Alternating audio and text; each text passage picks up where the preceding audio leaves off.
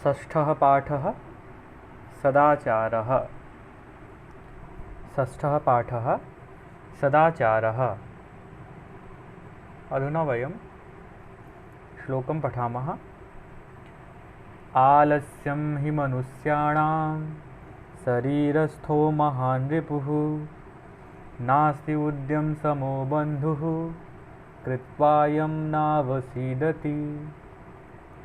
आलस्यं हि मनुष्याणां शरीरस्थो महान् रिपुः नास्ति उद्यम समो बन्धुः कृत्वायं नावसीदति। स्वः कार्यमद्य कुर्वेत् पूर्वाह्णे चापराह्णिकं न हि प्रतीक्षते मृत्युः कृतमस्य न वा कृतम्। श्वः कार्यमद्य कुर्वेत् पूर्वाह्णे चापराह्णिकं न हि प्रतीक्षते मृत्युः कृतमस्य न वा कृतम्। सत्यं ब्रूयात् प्रियं ब्रूयात् न ब्रूयात् सत्यमप्रियं प्रियं च नानृतं ब्रूयात् एष धर्मः सनातनः। सर्वदा व्यवहारे स्यात् औदार्यं सत्यता तथा ऋजुता मृदुता चापि कौटिल्यं न कदाचन। श्रेष्ठं जनं गुरुं चापि मातरं पितरं तथा मनसा कर्मणा वाचा सेवेत सततं सदा। मित्रेण कलहं कृत्वा न कदापि सुखी जनः इति ज्ञात्वा प्रयासेन तदेव परिवर्जयेत्। अब इन श्लोकों का अर्थ देखते हैं। पहला श्लोक है आलस्यं हि मनुष्याणां शरीरस्थो महान् रिपुः नास्ति उद्यम समो बन्धुः कृत्वायं नावसीदति। आलस्यम आलस्य प्रथमा विभक्ति एक वचन नपुंसकलिंग शब्द। मनुष्याणाम षष्ठी विभक्ति बहुवचन मनुष्यों के। शरीरस्थो शरीरस्थः शरीर में स्थित। महान रिपुः महान शत्रुः महान शत्रु। नास्ति उद्यम समो बन्धुः नास्ति उद्यम समः। अलग अलग करेंगे इन पदों को। नास्ति उद्यम समः नास्ति नहीं है उद्यम समः उद्यम के समान बन्धुः मित्र। कृत्वा करके यम जिसको न अवसीदति न अवसीदति अवसीदति विषाद दुख अवसाद न नहीं। अर्थ देखेंगे। आलस्यम ही मनुष्याणां शरीरस्थो महान रिपुः। आलस्य मनुष्य के शरीर में स्थित मनुष्य के शरीर में रहने वाला महान शत्रु है यानी कि बहुत बड़ा शत्रु है। आलस्य मनुष्य के शरीर में स्थित बहुत बड़ा शत्रु है। आलस्य मनुष्य का बहुत बड़ा शत्रु है। आलस्यम ही यहाँ पर अव्यय शब्द है। ये निश्चितता बताने के लिए यानी कि आलस्य निश्चित रूप से मनुष्याणाम मनुष्यों के शरीर में मनुष्याणाम मनुष्यों के शरीरस्थः शरीर में स्थित महान शत्रु है। उद्यम उद्यम समः बन्धुः नास्ति उद्यम के समान बंधु नहीं है यानी कि उद्यम सबसे बड़ा बंधु या सबसे बड़ा मित्र है। उद्यम के समान दूसरा कोई मित्र नहीं है। उद्यम परिश्रम श्रम कोई कार्य करना। कृत्वायम जिसको करके किसको करके उद्यम को करके। न अवसीदति अवसाद नहीं होता है किसको मनुष्य को। उद्यम के समान कोई मित्र नहीं है कोई बड़ा मित्र नहीं है उद्यम के समान। सबसे बड़ा मित्र उद्यम ही है।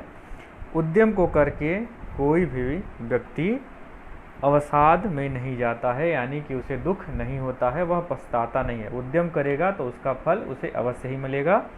तो दो बातें बताएगी इसमें, आलस्य सबसे बड़ा शत्रु है और उद्यम सबसे बड़ा मित्र है, यानी कि उद्यम करना चाहिए, परिश्रम करना चाहिए। अगला श्लोक है,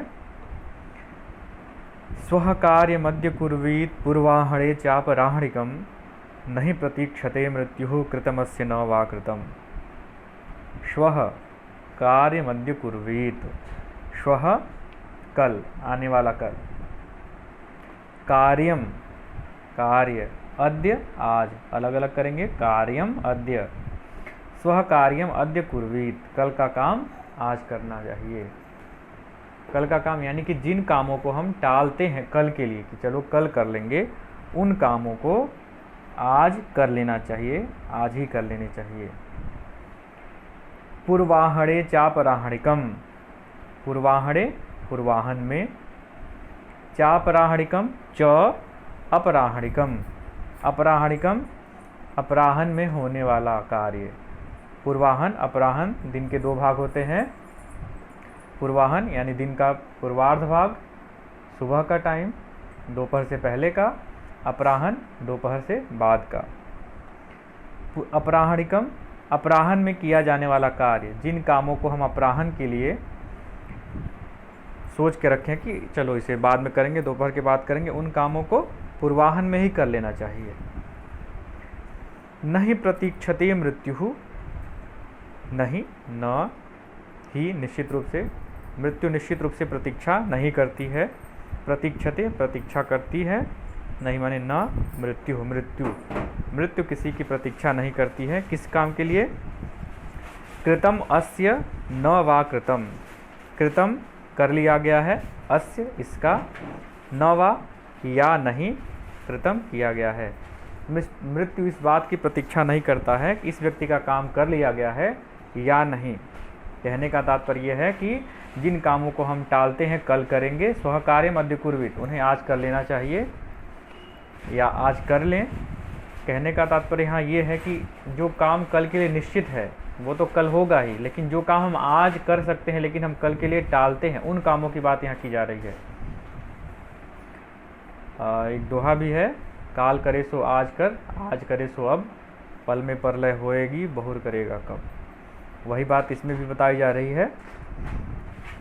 स्वः कार्यम अद्य कुर्वीत पूर्वाहणे चापराहणिकम, स्वः कार्यम जो कल का काम है उसे आज कर लें, पूर्वाहणे चापराहणिकम और अब दोपहर के बाद का जो काम हम टाल रहे हैं, जिन्हें दोपहर के बाद करना है, उन्हें पहले ही कर लें, दोपहर से पहले ही कर लेनी चाहिए।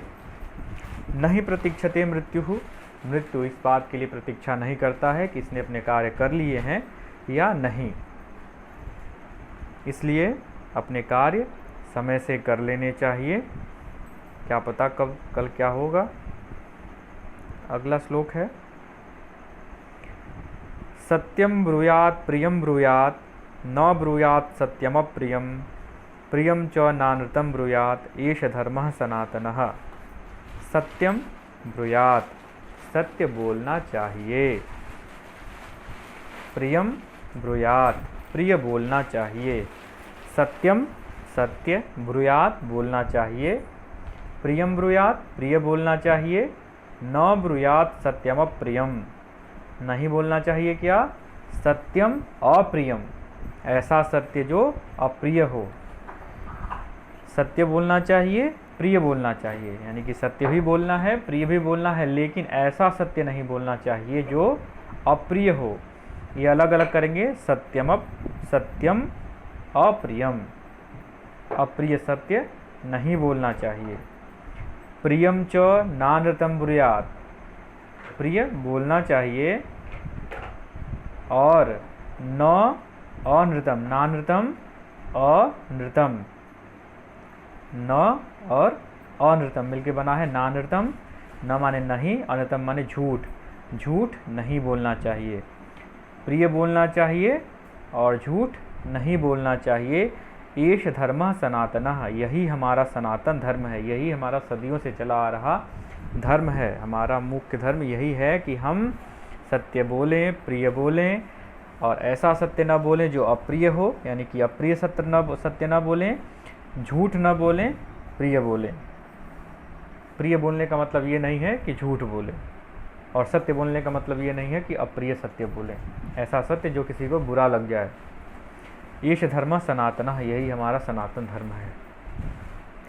अगला श्लोक है, सर्वदा व्यवहारे स्यात् औदार्यम सत्यता तथा ऋजुता मृदुता चापि कौटिल्यम न कदाचन। सर्वदा व्यवहारे स्यात् औदार्यम सत्यता तथा, सर्वदा हमेशा, व्यवहारे व्यवहार में, स्यात् होना चाहिए, औदार्यम सत्यता तथा उदारता और सत्यता। व्यवहार में होना चाहिए हमेशा उदारता और सत्यता। ऋजुता मृदुता चापि कौटिल्यम न कदाचन। ऋजुता सरलता, मृदुता कोमलता, च अपि और भी। ऋजुता होनी चाहिए यानी कि सरलता होनी चाहिए, सीधापन होना चाहिए व्यवहार में, और भी क्या होना चाहिए, मृदुता, व्यवहार हमारा मृदु होना चाहिए, कोमल होना चाहिए। कौटिल्यम न कदाचन, कुटिलता, व्यवहार में कुटिलता, व्यवहार में टेढ़ापन, न कदाचन, कभी भी नहीं होनी चाहिए। और क्या क्या बात बताई इस श्लोक में, सर्वदा व्यवहारे स्यात् औदार्यम सत्यता तथा ऋजुता मृदुता चापि कौटिल्यम न कदाचन। हमेशा हमारे व्यवहार में होना चाहिए उदारता और सत्यता। उदारता यानी कि जो हृदय जिसका बड़ा होता है वह उदार चरित वाला होता है। सत्यता, सच्चाई की राह पर चलनी चाहिए, झूठ का आश्रय नहीं लेना चाहिए। व्यवहार हमारा सरल होना चाहिए, हम किसी को भी आसानी में समझ में आ सके। व्यवहार हमारा कुटिल नहीं होना चाहिए, हमारे व्यवहार में मृदुता होनी चाहिए, सौम्यता होनी चाहिए, मधुरता होनी चाहिए। अगले श्लोक में, श्रेष्ठम जनम गुरुम चापि मातरम पितरम तथा मनसा कर्मणा वाचा सेवेत सततम सदा। श्रेष्ठम जनम, श्रेष्ठ जन, गुरुम गुरु, सब में द्वितीय विभक्ति एकवचन है। श्रेष्ठ लोगों को या श्रेष्ठ लोगों का, गुरु का, च अपि और भी, किनका, माता पिता, माता तथा पिता। श्रेष्ठ जनों को, गुरु को, माता और पिता को, इनकी क्या करनी चाहिए, इनको मनसा कर्मणा वाचा सेवेत सततम सदा। मन से, कर्म से, वचन से, इन तीनों में तृतीय विभक्ति एक वचन है। मनसा, मन से, कर्मणा, कर्म से, वाचा, वाणी से, सेवेत, सेवा करनी चाहिए, सततम, हमेशा, लगातार, सदा माने भी हमेशा, सततम लगातार, सदा हमेशा। श्रेष्ठ जनों की, जो हमसे श्रेष्ठ हैं, जो हमारे बड़े जन हैं, गुरुजन, माता पिता, इन सब की क्या करनी चाहिए, मन से, कर्म से और वचन से लगातार और हमेशा सेवा करनी चाहिए। सेवेत, सेवा करनी चाहिए। मन से सेवा करना, उनके प्रति मन में आदर सम्मान की भावना रखना। कर्म से, उनके प्रति ऐसे कर्म करना जिनसे उनकी सेवा हो। वाणी से, उनके प्रति सम्मानजनक शब्दों का प्रयोग करना, उनका आदर सम्मान करना, उनके प्रति हमेशा ऐसी वाणी का प्रयोग करना जिससे उन्हें कोई कष्ट ना मिले और उन्हें आनंद ही हो आपकी वाणी से।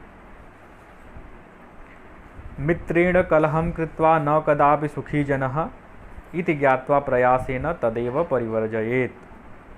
इससे पहले मैं इस पाठ का मतलब बता देता हूँ। पाठ का नाम है सदाचार। अलग अलग करते हैं शब्द को, दो शब्दों से बना हुआ है सद, आचार। सद माने अच्छा, आचार माने व्यवहार। यानी ये पाठ हमको अच्छा व्यवहार करना सिखाता है, अच्छा आचरण करना सिखाता है। इसमें आप देख रहे हैं ऐसे ही श्लोक हैं जो आपको अच्छी बातें सिखा रहे हैं। मित्रेण कलहम कृत्वा न कदापि सुखी जनः इति ज्ञात्वा प्रयासेन तदेव परिवर्जयेत। मित्रेण कलहम कृत्वा, मित्र के साथ कलह करके, मित्रेण, मित्र के साथ या मित्र से, कलहम कृत्वा, कलह करके, कृत्वा करके, न कदापि, न माने नहीं, कदापि कभी भी, सुखी जनः, जनः माने व्यक्ति, सुखी नहीं हो सकता है। मित्र के साथ कलह करके व्यक्ति सुखी कभी भी नहीं हो सकता है। मित्र के साथ कलह करने के बाद कोई व्यक्ति कभी सुखी नहीं रह सकता है। इति ज्ञात्वा, इस बात को जानकर, किस बात को जानकर? इसी बात को कि मित्र के साथ कलह करने वाला व्यक्ति कभी सुखी नहीं रह सकता है। इस बात को जानकर प्रयासेन, प्रयास पूर्वक, प्रयास के साथ, तदेव परिवर्जित, इस बात को त्याग देना चाहिए। परिवर्जित त्याग देना चाहिए। किस बात को त्याग देना चाहिए? कि मित्र से कलह करने का विचार त्याग देना चाहिए। मित्र से कलह करने का ये जो बात है, मित्र से कलह करने की बात, वो त्याग देनी चाहिए। यानी मित्र से कलह करना नहीं चाहिए।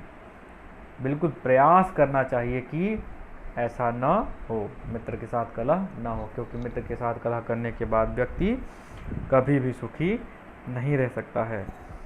अगली वीडियो में हम इस पाठ के अभ्यास कार्य देखेंगे। धन्यवाद।